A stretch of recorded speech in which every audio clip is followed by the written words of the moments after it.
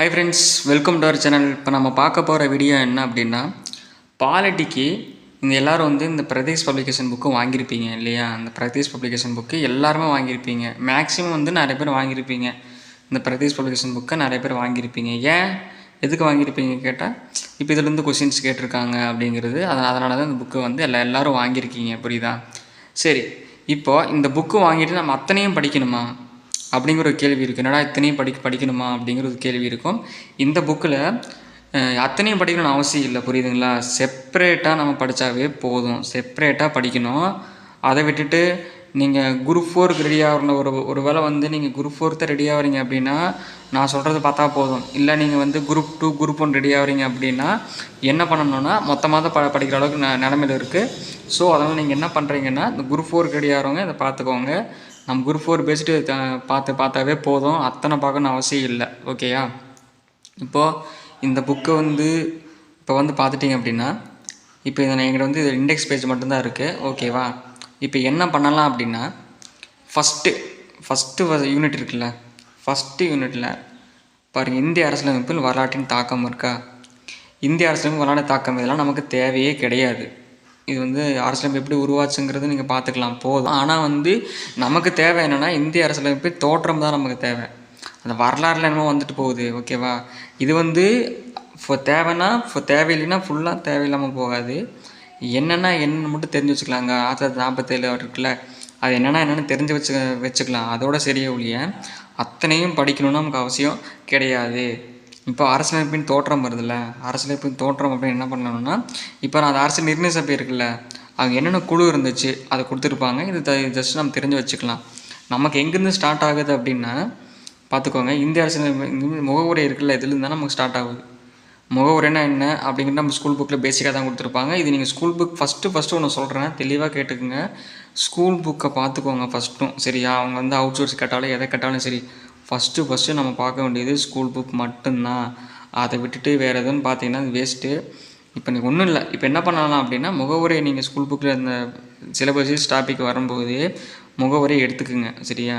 சில முகவுரை எடுத்துகிட்டு இந்த ஸ்கூல் புக்கு டாப்பிக்கை படித்து முடிச்சுட்டு, நான் சொல்கிறது ஸ்கூல் புக்கு மட்டும் ஃபுல்லாக படித்து முடித்தவங்க இந்த புக்கில் ஜஸ்ட்டு இதை ரீட் விட்ருங்க. ரீட் விட்டிங்கன்னா உங்களுக்கு தெரிஞ்சிடும். புரிஞ்சுதான்? ரீட் விட்டிங்கனாவே நமக்கு ஈஸியாக தெரிஞ்சிடும். அடுத்து பாருங்கள், அட்டவணைன்னு என்ன அப்படின்னா, உங்களுக்கு இந்த கட்சித்தவளை பற்றியும் பற்றி போட்டிருக்கோம். இது நீங்கள் இதில் நம்ம தெரிஞ்சு வச்சுக்கலாம், தப்பு இல்லை.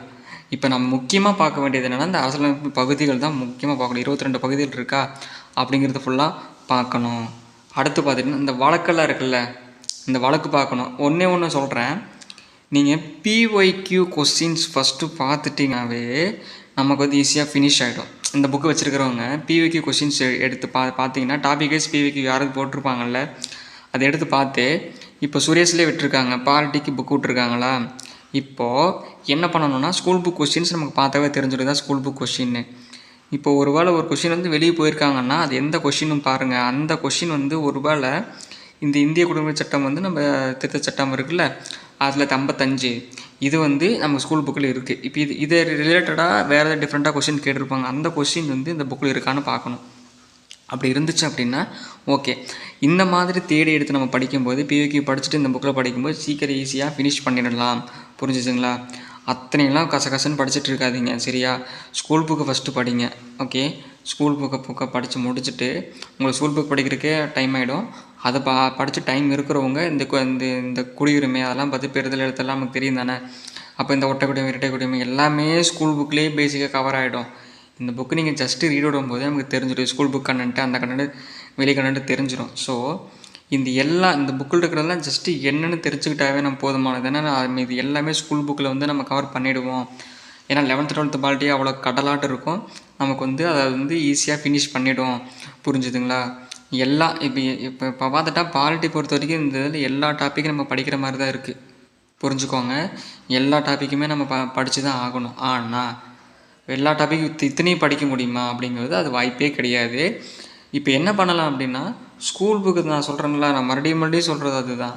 என்னடா திருப்பி நான் இதே சொல்கிறேன்னு நினைக்க வேணாம். ஃபஸ்ட்டு ஸ்கூல் புக்குங்க. ஸ்கூல் புக்கை ஃபஸ்ட்டு முடித்தா மட்டும்தான் இந்த புக்கு கை வரணும். அதை விட்டுட்டு நான் இதை எடுத்து படிக்கிறேன் பாஸ் ஆகிறேன்னு சொல்ல முடியாது. ஏன்னா டிஎன்பிஎஸ்சி ரெக்கமெண்ட் பண்ண புக்கு கிடையாது இது. இது அவங்களா ரெடி பண்ணி போட்டிருக்காங்க சரியா. அப்படிங்கும்போது இந்த புக்கில் கொஸ்டின்ஸ் கேட்டிருக்காங்கிற பொழுது நம்ம பார்க்குறது பெட்டர் தான்.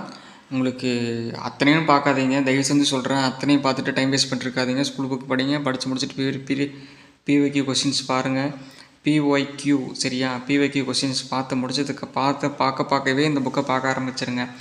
அதான் சொல்கிறேன்ல, ஈஸியாக ஃபினிஷ் பண்ணிட்டு போயிட்டே இருக்கலாம். ஒன்றும் இல்லை, இப்போ யூனிட் பிரதேசம் படிக்கிறீங்க, ஸ்கூல் புக் எடுத்து படிச்சிருங்க. படித்து முடிச்ச கையோடு இதை எடுத்து படிங்க, வேலை முடிஞ்சிச்சு. ஓகே, ஏன்னா நீங்கள் வந்து இவங்களும் ஒன்றும் பெருசாலாம் பண்ணியிருக்க மாட்டாங்க. ஸ்கூல் புக் கண்ணுட்டு உள்ளே இருக்கும். அதை விட்டுட்டு மீதி இந்த யூனிட் பெருசு தவிர ஸ்கூல் புக் இல்லாத டேட்டாவை அதோட கலந்து கொடுத்துருப்பாங்க. நீங்கள் படிக்கும் போதே தெரிஞ்சிடும் இது ஸ்கூல் புக் டேட்டா, இது அவுட் சோர்ஸ் டேட்டா அப்படின்னு தெரிஞ்சிடும். புரியுதா? அப்படிங்கும்போது இப்போ நீங்கள் என்ன பண்ணணும்னா நான் சொல்கிற மாதிரி தான் நீங்கள் ஃபாலோ பண்ணி ஆகணும். அதை விட்டுட்டு எல்லோரும் சொல்கிறாங்க எல்லாம் இந்த புக்கை படித்தாகணுங்கிறாங்கிறளவு படிக்காதீங்க. என்ன படிக்கணும் ஏது படிக்கணும் தெரிஞ்சுக்கிட்டு படிங்க, அதுவே போதும். ஓகே, இப்போ ஒரு வேளை அவங்களுக்கு தெரியணும் என்னென்னா பாலிட்டிக்கு வந்து அவங்க எந்த டாப்பிக்கு வந்து முக்கியமாக ப்ரிஃபரன்ஸ் கொடுக்குறாங்கிறத அனலைஸ் நீங்கள் தான் பண்ணணும் உட்காந்து. இப்போ அவங்க வந்து குடியரசுத் தலைவருக்கு பண்ணுறாங்களா, இல்லை ஆளுநருக்கு பண்ணுறாங்களா, இல்லை பிரதமருக்கு பண்ணுறாங்களா, இல்லை மத்திய அரசுக்கு மட்டும் இம்பார்ட்டன்ட் கொடுக்குறாங்களா, இல்லை மாநில அரசு இருக்குல்ல மாநில அரசுக்கு மட்டும் இம்பார்ட்டன்ட் கொடுக்குறாங்கங்கிறது நீங்கள் தான் தேடணும். ஓகே, அது நீங்கள் தேடினா மட்டும்தான் முடியும். புரிஞ்சுதுங்களா? ஆக மொத்தம் நான் பார்த்த வரைக்கும் இந்த புக்கில் சொல்கிறேன், எல்லா டாப்பிக்கும் படிக்க வேண்டிய கட்டாயத்தில் தான் நம்ம இருக்கோம். இந்த டாபிக் மட்டும் படித்தா போதுன்றது கிடையாது. ஆனால் குரூப் 4 பேசிட்டு படிக்கிறவங்களுக்கு ஜஸ்ட்டு என்னென்னு தெரிஞ்சுக்கிட்டால் போதுமானது. ஆனால் இப்போது நம்ம அந்த மாதிரி ப்ரிடிக்ட் பண்ண முடியுமாங்கிறது தான் ஒரு மிகப்பெரிய டவுட்டில் இருக்குது இல்லையா? ஏன்னா மிகப்பெரிய டவுட்டு தான். ஆனால் நம்ம வேறு வழி இல்லை. ஸ்கூல் புக் ஃபஸ்ட்டு ப்ரிஃபரன்ஸ் கொடுங்க. ஸ்கூல் புக்கை படித்து முடித்தவங்க இந்த புக்குக்கு வாங்க. எடுத்தாங்கவுத்துன்ட்டு ஆரம்பிக்காதீங்க, தெளிவாக பண்ணுங்கள். புரியுதா? ஆனால் எனக்கு மோஸ்ட் ஆஃப் ஆல் எனக்கு இந்த புக்கு பிடிக்காது. ஏன் புக்கு பிடிக்காது அப்படின்னா டெக்ஸ்டெல்லாம் ரொம்ப சின்னதாக இருக்கும். இன்னொன்று பார்த்துட்டிங்கன்னு வச்சுக்கோங்களேன், எப்படி இத்தனையும் படிக்க முடியும்? புக்கில் பாருங்கள், இப்போ நான் ஒரு உதாரணத்துக்கு பாருங்கள், நான் இதில் குறிக்கிறேன்னா இதுலேயே கரெக்டாக நம்மளால் குறிக்க முடியல. பார்த்துக்கங்க, இதுலேயே நம்மளால் கரெக்டாக குறிக்க முடியல. ஆனால் வந்து நம்ம எப்படி ஸ்கூல் புக் இதில் குறிப்போம், அந்த புக்கை வாங்கி எப்படி நம்ம குறிக்க முடியாது இல்லையா? ஸோ அதனால் எனக்கு இதாக பிடிக்காது. ஸோ நான் ஓகே, இந்த புக்கு நல்லா தான் இருக்குது. இப்போ வந்து இந்த டாபிக் மட்டும் பாருங்கள், நான் சொன்ன மாதிரி படிக்க ஆரம்பிங்க. ரொம்பவே யூஸ்ஃபுல்லாக தான் இருக்குது. நானே அப்படி தான் ஆரம்பிச்சிருக்கேன். ஏன்னா அத்தனையும் படிக்க முடியாத காரணத்தினால நான் அப்படி தான் ஆரம்பிச்சிருக்கேன். போதும், நம்மகிட்ட ஸ்கூல் புக் இருக்குது, பிவிக்யூ கொஷின்ஸ் இருக்குது, அது இருக்குது, போதும். இத்தனையெல்லாம் படிக்கவும் முடியாது, படிக்கவும் கூடாது. என்ன கேட்டால் அவ்வளோ படிக்கக்கூடாது. ஏன்னா ஒரு பேசிக்கான சேலரிக்கு இவ்வளோ படிக்கிறது வேஸ்ட்டு தான். ஓகேங்களா? இப்போ ஒன்றும் இல்லை, ஒரு டாபிக் எடுக்கிறீங்க, ஸ்கூல் புக்கை முடிக்கிறீங்க. ஸ்கூல் புக்கை முடிச்சதுக்கப்புறமா இந்த டாப்பிக்கில் இப்போது முகவரி எடுக்கிறீங்கன்னா அந்த முகவரி ஸ்கூல் புக்கில் முடிச்சுட்டு பிவிக்யூ கொஷினை பார்க்குறீங்க. பார்த்தோன்னே இந்த கொஷின்ஸ் இந்த புக்கில் இருக்கான்னு பார்க்குறீங்க, இந்த டாபிக் படிக்கிறீங்க, அவ்வளோதான். இதுதான் நம்ம கான்செப்ட். இப்படி படிங்க, ஈஸியாக ஃபினிஷ் ஆகிடும். இப்போ ரிதீஷ் பப்ளிகேஷனில் அத்தனையும் படிக்கிற நிலமையில தான் நம்ம இருக்கோம். ஓகேவா? ஓகே ஃப்ரெண்ட்ஸ், வீடியோ பிடிச்சிருக்குன்னு நினைக்கிறேன். பிடிச்சிருந்தனா லைக் பண்ணுங்கள், ஷேர் பண்ணுங்கள், கமெண்ட் பண்ணுங்கள். ஓகேங்களா? இப்போது இந்த வீடியோ உங்கள் ஃப்ரெண்ட்ஸுக்கு ஷேர் பண்ணி விடுங்க. ஏன்னா இந்த புக்கில் வந்து என்னென்ன படிக்கணுங்கிற அவங்களும் தெரிஞ்சுருப்பாங்க, எப்படி படிக்கணுங்கிறது தெரிஞ்சுருப்பாங்க. நாம் வந்து நெக்ஸ்ட் வீடியோவில் பார்க்கலாம்.